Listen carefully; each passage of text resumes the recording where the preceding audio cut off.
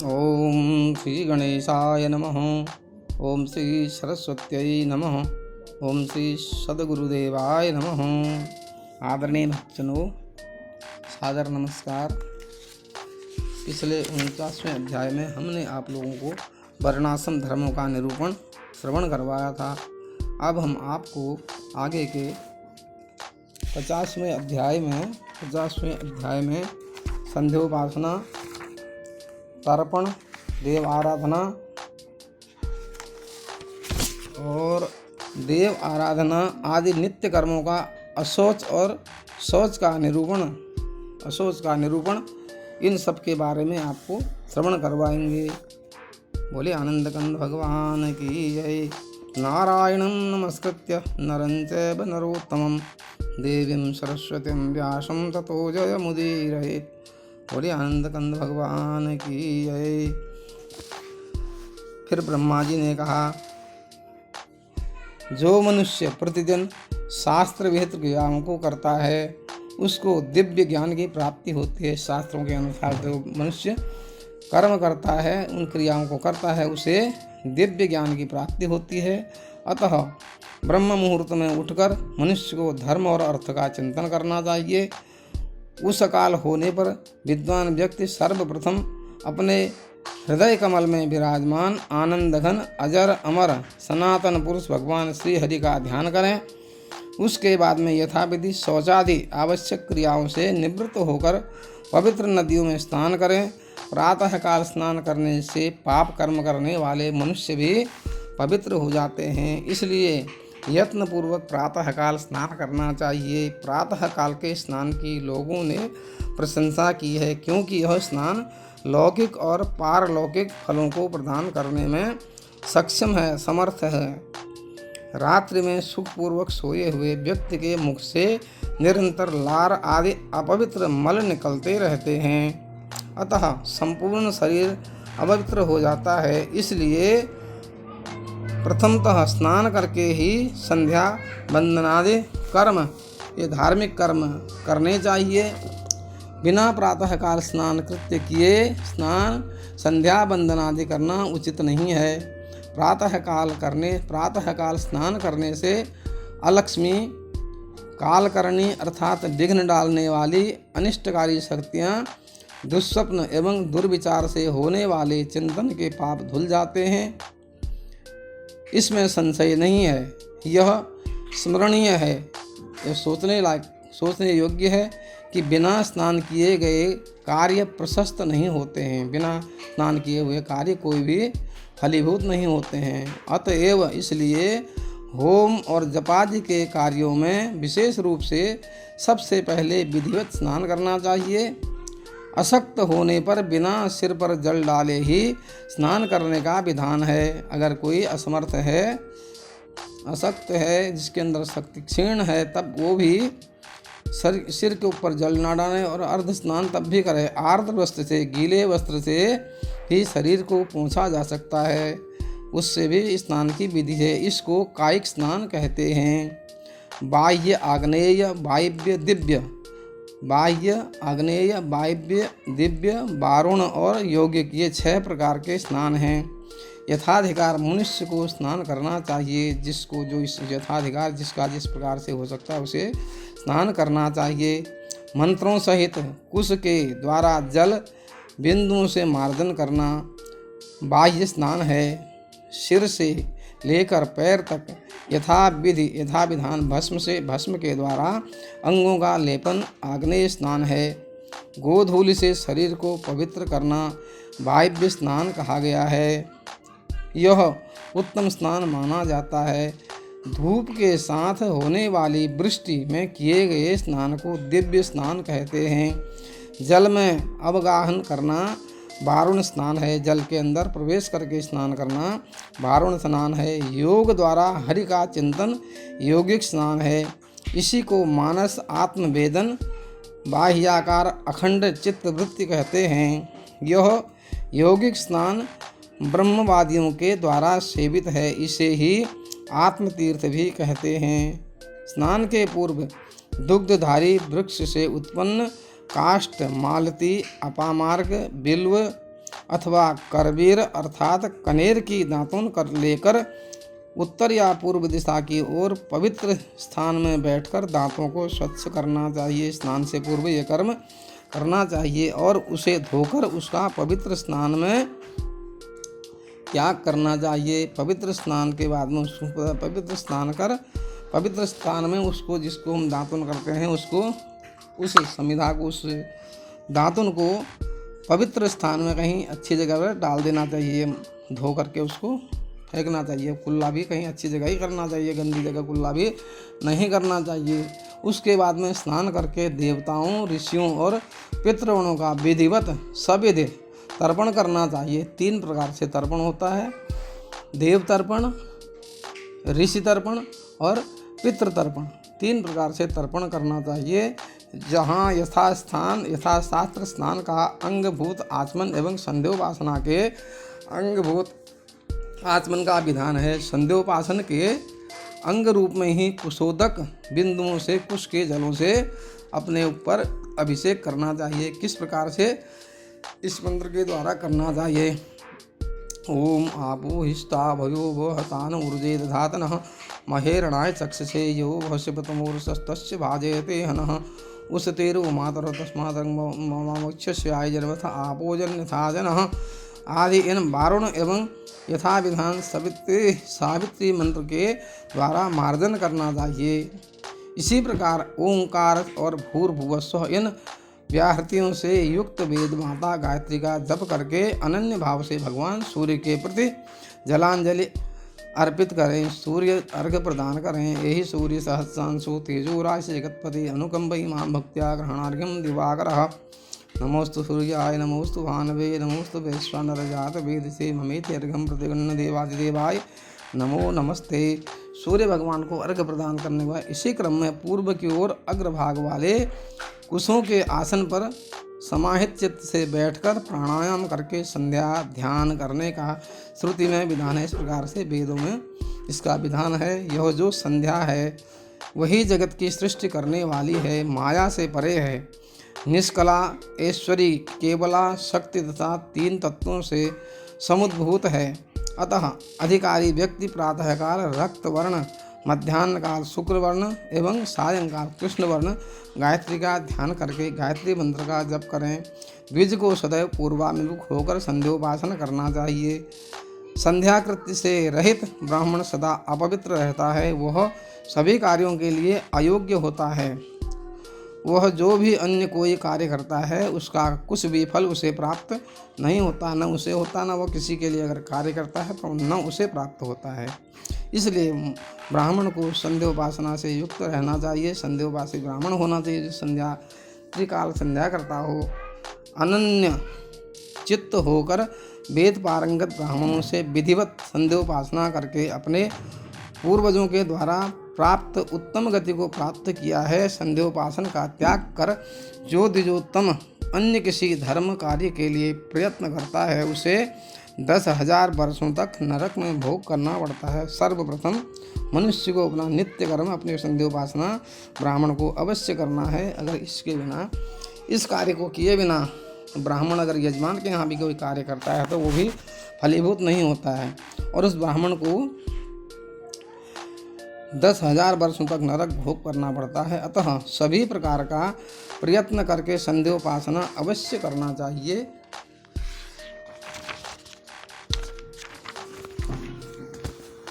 उस संध्योपासन कर्म से योग मूर्ति परमात्मा भगवान नारायण पूजित हो जाते हैं। अतः अधिकारी को चाहिए कि वह पवित्र होकर पूर्वाभिमुख बैठ करके नित्य संयत भाव से 1,000 या 100 अथवा 10 बार गायत्री अवश्य जपें। गायत्री का 1,000 जप उत्तम, 100 जप मध्यम और 10 बार किया गया जप कनिष्ठ जप कहलाता है। एकाग्रचित्त होकर उदय होते हुए भगवान भास्कर का उपस्थान करें। एकाग्रचित्त होकर उदय होते हुए भगवान सूर्य का उपस्थान करें। सूर्य भगवान को प्रणाम करें। ऋग्वेद, यजुर्वेद तथा सामवेद में आए हुए विविध और मंत्रों से देवाधिदेव महायोगेश्वर भगवान दिवाकर का उपस्थान करके पृथ्वी पर मस्तक टेक कर उन्हें इस मंत्र से प्रणाम करें। ओम खगोलकाय शांताय कारणत्रय हेतवे निवेदयामि चात्मानं नमस्ते ज्ञान रूपिणे त्वमेव ब्रह्म परम परम आपो ज्योतिरसो मृतम भूर्भुवस्वत्वमोंकारः सर्वो रुद्र सनातनः। इस प्रकार से भगवान सूर्य की प्रार्थना करना चाहिए। पृथ्वी पर मस्तक टेककर भगवान सूर्य को प्रणाम करना चाहिए। शांत स्वरूप भगवान भास्कर, आप सृष्टि, स्थिति और संहार इन तीनों कारणों के कारण हैं। आप ज्ञान रूप हैं। मैं आपको आत्मनिवेदन करता हूँ। आप ही परब्रह्म हैं। आप ही ज्योति स्वरूप हैं। अपस्वरूप, रसरूप तथा अमृत स्वरूप हैं। भुवः स्वः, ये तीनों आप ही हैं। और आप ही ओंकार रूप, सर्वस्वरूप, रुद्र तथा अविनाशी हैं। आपको मैं नमस्कार करता हूँ। आपको हमारा नमस्कार है। इस उत्तम आदित्य हृदय स्तोत्र का जप करके भगवान दिवाकर को प्रातः, मध्याह्न तथा सायंकाल में नमस्कार करना चाहिए। इसके पश्चात घर आकर के ब्राह्मण पुनः विधिवत आचमन करे। उसके बाद में उसे अग्नि को प्रज्वलित करके विधिवत भगवान अग्निदेव को आहुति प्रदान करनी चाहिए। मुख्य अधिकारी की अशक्तावस्था में भी मैं उसकी आज्ञा प्राप्त करके ऋत्विक पुत्र, जो उनके शिष्य हैं, उसके पुत्र हैं यज्ञकर्ता के, अथवा उनकी पत्नी, शिष्य या सहोदर भ्राता भी हवन करें। मंत्र विहीन एवं विधि की उपेक्षा करके किया गया कोई भी कर्म इस लोक या परलोक में फल देने वाला नहीं होता है। तदनंतर देवताओं को नमस्कार करके अर्घ्य से जल, पाद्य बोलते हैं जल देना, चंदन सुगंधित पदार्थों का अनुलेपन करना, वस्त्र चढ़ाना, वस्त्र अर्पित करना तथा नैवेद्य इत्यादि अर्पण करना। पूजा के उपचारों को निवेदन कर गुरु का पूजन करें और उनके हित साधनों में लग जाएं। तत्पश्चात प्रयत्नपूर्वक यथाशक्ति द्विज को वेदाभ्यास करना चाहिए और उसके बाद इष्ट मंत्रों का जप, वेद पारायण करके शिष्यों के अध्यापन कार्य में प्रवृत्त होना चाहिए। पहले अपना नित्य कर्म करें, उसके बाद में अपना जो भी कार्य है शिष्यों को पढ़ाना तो उसके बाद पढ़ाएं। ब्राह्मण को अपना नित्य कर्म करना, अपना यजमान का कार्य करना वो उसके बाद करें। सर्वप्रथम अपना नित्य कर्म है वो शिष्यों को वेदार्थ धारण कराएं और दत्तचित्त होकर वेदार्थ का विचार करें। द्विजोत्तम धर्मशास्त्र आदि विविध शास्त्रों का अवलोकन करें और वेदादि निगम शास्त्रों, निगम बोलते हैं उपनिषद को, तथा व्याकरण आदि वेदांगों का अच्छी प्रकार अवलोकन करें। इसके बाद वह पुनः योगक्षेम के लिए राजा या श्रीमान के पास जाए और श्रीमान बोलते हैं धन संपन्न व्यक्ति को, अपने परिवार के लिए विविध प्रकार के अर्थों का उपार्जन करे। उसके बाद में अपने नित्य कर्म अपना करने के बाद में अपने राजा के पास जाएं, अपने यजमानों के पास जाएं या अपने श्रीमान धन संपन्न लोगों के पास में जाएं, वही यजमान है। इसके पश्चात अपना धन कमाए वो। इसके पश्चात मध्याह्न काल में, दोपहर के समय में आने पर स्नान करने के लिए शुद्ध मिट्टी, पुष्प, अक्षत, तिल, कुश और गोमय गोबर को बोलते हैं आदि पदार्थों को एकत्र करना चाहिए। उसके बाद नदी, देव, पोखर, तड़ाक तालाब को बोलते हैं, या सरोवर में जाकर स्नान करें। प्रत्येक दिन तड़ाक, सरोवर या नदी आदि से 5 मृतिका पिंड बिना निकाले स्नान करना दोष मुक्त होता है। नदी में से मिट्टी निकाल के उससे स्नान करना है, दोष मुक्त होता है। 5 मृतिका पिंड निकालकर, पिंड बिना निकाले स्नान करना दोष मुक्त होता है। अतः 5 पिंड मिट्टी निकाल करके ही स्नान करना चाहिए। स्नान के समय स्नान के लिए लाई गई मिट्टी के एक भाग से सिर धोना चाहिए, दूसरे भाग से नाभि के ऊपरी भाग को, तीसरे भाग से नाभि से नीचे के भाग को और मृतिका के छठे भाग में पैरों तक प्रक्षालन करना चाहिए। ऊपर से लेकर नीचे को स्नान करना चाहिए। फल के समान होना चाहिए। इन मृतिका पिंडों को परिणाम में पके हुए आंवले के फल के समान होना चाहिए। आंवले के बराबर मिट्टी लेनी है। मृतिका के समान ही गोमय स्नान भी होना चाहिए। तदनंतर शरीर के अंगों को विधिवत धोकर आचमन करके स्नान करना चाहिए। जलाशय के तीर पर स्थित होकर ही मृतिका गोमय आदि का अपने अंगों में लेपन करना चाहिए और इस लेपन के अंगभूत स्नान के अनंतर पुनः वरुण देवता के मंत्रों के से जलाशय के जल का अभिमंत्रण करके उसको जल को ऐसे घुमा करके अभिमंत्रित करें जल को, पुनः जल स्नान करना चाहिए, क्योंकि जल भगवान विष्णु का ही रूप है। यह स्नान की प्रक्रिया प्रणव स्वरूप भगवान सूर्य का दर्शन कर जलाशय में 3 बार निमंजन डुबकी लगाने से पूरी होती है। तदनंतर स्नानांग आचमन करके नीचे लिखे मंत्र से आचमन करें। ओम अंतश्चरित भूतेषु गुह्यायाम विश्वतो मुखः तुम यज्ञस्तुम वसटकारो आपो ज्योतिरसोमृतम। हे जल के देवता, आप समस्त प्राणियों के अंतःकरण रूपी गुहा में विचरण करते हैं। आप सर्वत्र मुख वाले हैं, आप ही यज्ञ हैं, आप ही वसटकार हैं, आप ही ज्योतिष स्वरूप तेज और आप ही अमृतमय स्वरूप हैं।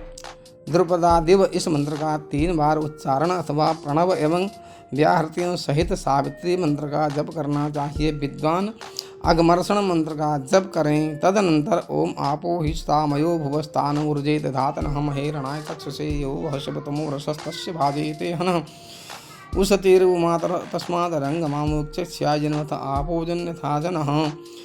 इदम आपः प्रवहतः तथा व्याहृतादियों से मार्जन करें। व्याहृतियों से मार्जन करना चाहिए। तदनंतर आपोहिष्टा इसी मंत्र आदि से मंत्रों के द्वारा अभिमंत्रित जल से अगमर्षण मंत्र का 3 बार जप करते हुए अगमर्षण संपन्न करना चाहिए। अगमर्षण के अनंतर द्रुपदादिव आदि मंत्रों से गायत्री मंत्र या तद्विष्णु परमं पदम आदि मंत्र अथवा प्रणव की आवृत्ति करनी चाहिए और देवाधिदेव श्री हरि का स्मरण करना चाहिए। जिस जल को हाथ में लेकर अगमर्षण क्रिया एवं मार्जन क्रिया संपन्न की जाती है, उस जल को अपने सिर पर धारण करने से सभी प्रकार के पापों से मुक्ति मिलती है। संध्योपासन के अनंतर आचमन करके सदा परमेश्वर का स्मरण करना चाहिए, भगवान का ध्यान करना चाहिए। पुष्प से युक्त अंजलि को शिरोभाग से लगाकर सूर्य का उपस्थान करना चाहिए। हाथ में जल और पुष्प लेकर के भगवान सूर्य का उपस्थान करना चाहिए, उनको प्रणाम करना चाहिए दोनों हाथ ऊपर करके, और उपस्थान के बाद अपनी अंजलि में पुष्प को भगवान सूर्य को अर्पण करना चाहिए। उदय होते हुए सूर्य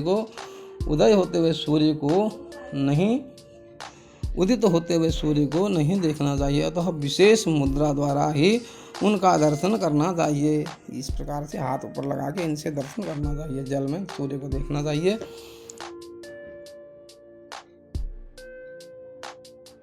उपस्थान करना चाहिए।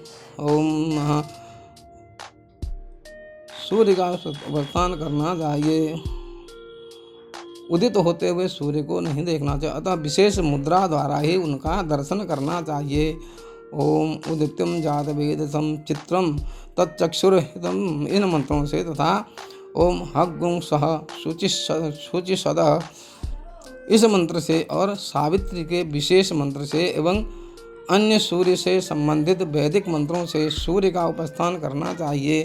तदनंतर पूर्वाग्र कुशाओं के आसन पर बैठकर सूर्य का दर्शन करते हुए समाहित चित्त से गायत्री मंत्र एवं अन्य विहित मंत्रों का जप करना चाहिए। मंत्र जप के लिए स्फटिक रुद्राक्ष अथवा पुत्र जीवंतिका जिसको बोलते हैं उसको पुत्र जीव बोला जाता है, या अब्जाक्ष से निर्मित माला का प्रयोग करना चाहिए। यदि आर्द्र वस्त्रों वाला गीले वस्त्रों वाला हो तो जल के मध्य खड़े होकर जप करना चाहिए, अन्यथा सूखे वस्त्रों की स्थिति में पवित्र भूमि पर कुशा बिछाकर उस आसन पर बैठकर एकाग्रचित्त होकर जप करना चाहिए। जप के पश्चात प्रदक्षिणा कर भूमि पर दंडवत नमस्कार करना चाहिए। उसके बाद में आचमन करके यथाशक्ति अपनी शाखा के अनुसार स्वाध्याय करके उसके बाद देवों, ऋषियों और पितरों का तर्पण करना चाहिए। मंत्रों के प्रारंभ में ओंकार का और अंत में नमः का प्रयोग कर प्रत्येक देव, ऋषि एवं पितृगण को तर्पण कर रहा हूँ, इस प्रकार से मन में भावना करना चाहिए। ऐसा कहकर तर्पण करें। देवताओं और मरीच्यादि ब्रह्मर्षियों का तर्पण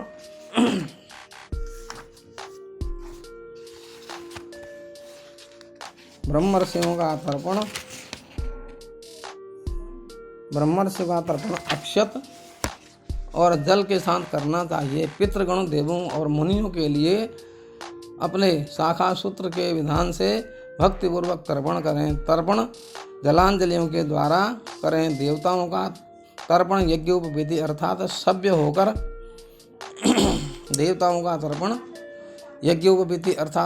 होकर देव तीर्थ से करें और निमित्ति होकर कंठ में यज्ञोपवीत कर ऋषियों का और ऋषि तीर्थ से तथा प्राचीनावीति अर्थात अपसभ्य होकर पितृतीर्थ से पितृगणों का तर्पण करें। तदनंतर हेहर स्नान में प्रयुक्त वस्त्र को निचोड़कर मौन होकर आचमन करके मंत्र से पुष्प, पत्र तथा जल से ब्रह्मा, शिव, सूर्य एवं मधुसूदन विष्णुदेव का पूजन करें।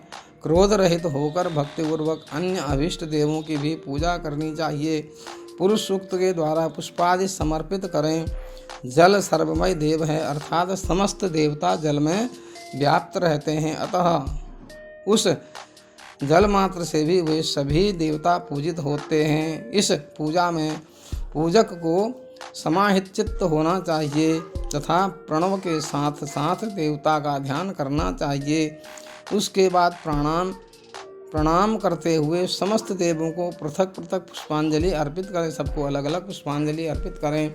देवताओं के आराधना के बिना कोई भी वैदिक कर्म पुण्यप्रद नहीं होता है, फलदायक नहीं होता है। अतः समस्त कार्यों के आदि, मध्य और अंत में हृदय से भगवान हरि का ध्यान करना आवश्यक है। ओम तद्विष्णुरिति इस मंत्र तथा पुरुष सूक्त के मंत्रों के द्वारा ओम सहस्रशीर्षा पुरुष सहस्राक्ष सहस्रपाद स भूमिगुम सर्वत्र अद्यतिशतशांगुलम इन 16 मंत्रों से किए हुए मंत्रों का जप करते हुए उस निर्मल विष्णु लोक के परम तेज विष्णु के परम तेज के सामने आत्मनिवेदन करें अर्थात शरणागत हो जाएं।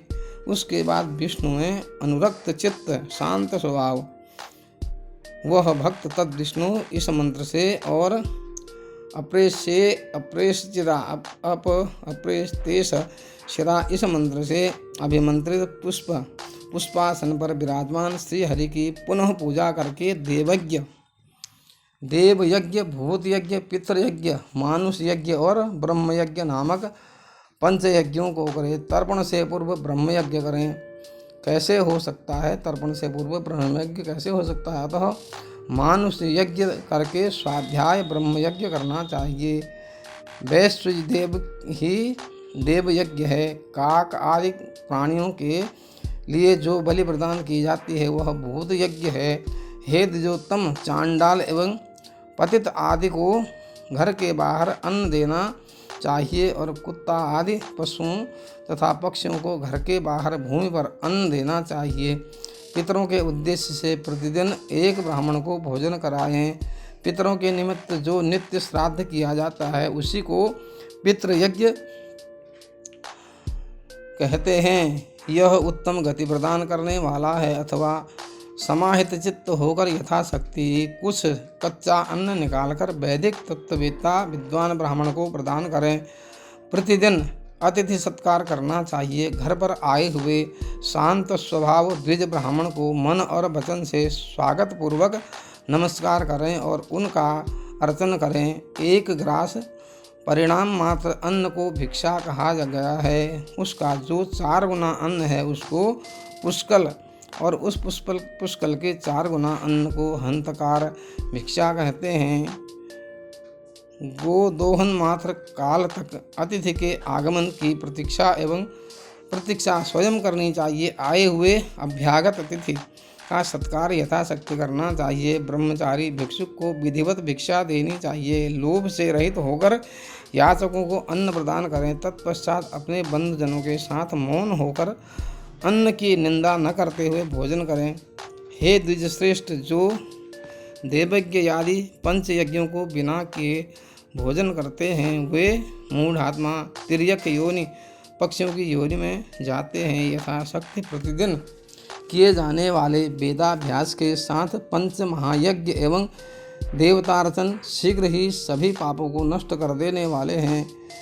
जो मोहवश अथवा आलस्य के कारण बिना देवार्चन किए ही भोजन करता है उसे नाना प्रकार के कष्टदायक नरकों में जाकर शूकर की योनि में जन्म ग्रहण करना पड़ता है। अतः अब मैं अशौच का सम्यक प्रकार से वर्णन करता हूँ। जो अपवित्र हैं वह सदा पातकी हैं। अपवित्र व्यक्तियों के संसर्ग से अशौच होता है और उनके संसर्ग का परित्याग कर देने से शरीर पवित्र हो जाता है। हे द्विजोत्तम, सभी विद्वान ब्राह्मण 10 दिनों तक अशौच मानते हैं। यह अशौच मृत्यु अथवा जन्म दोनों में होता है। दांत निकलने के पूर्व तक बालक की मृत्यु होने पर सद्य स्नान करने से अशौच की निवृत्ति हो जाती है। इसके बाद चूड़ाकरण मुंडन संस्कार पर्यंत बालक की मृत्यु होने पर 1 रात्रि का अशौच होता है।